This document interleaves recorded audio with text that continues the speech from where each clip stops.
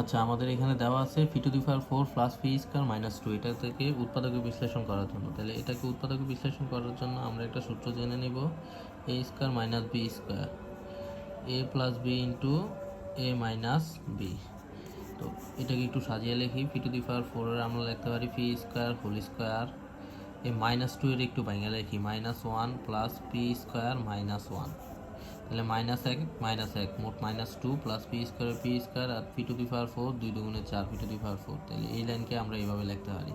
তাহলে এখানে পি স্কয়ারে এ আর 1 এর যদি বি ধরি, 1 এর উপর স্কয়ার দিলে 1 1ই থাকে, তাই আমরা 1 এর উপর স্কয়ার ধরে একটা সূত্র বসানোর চেষ্টা করব। তাহলে পি স্কয়ারে এ আর 1 এর বি ধরলে A square minus B square, A square minus B square সূত্র হলো A plus B into A minus B plus P square minus 1।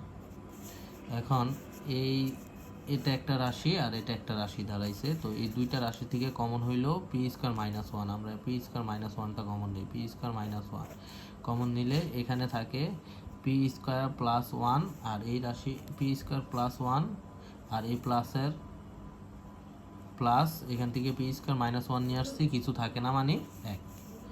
এবার P square minus 1 P square একে একে 2 প্লাস 2। এবার যদি আমরা মনে চাই এটা ভাঙিয়া লেখার জন্য, তাও আমরা লিখতে পারবো, এ পি রে এ আর 1 এর বি ধরলে A square minus B square. আবার একটা সূত্র ফেলাইতে পারি, এ plus B into A minus B, আর এটা যেভাবে আছে র্যান্ডমলি রেখে দেবো, বি স্কয়ার প্লাস 2।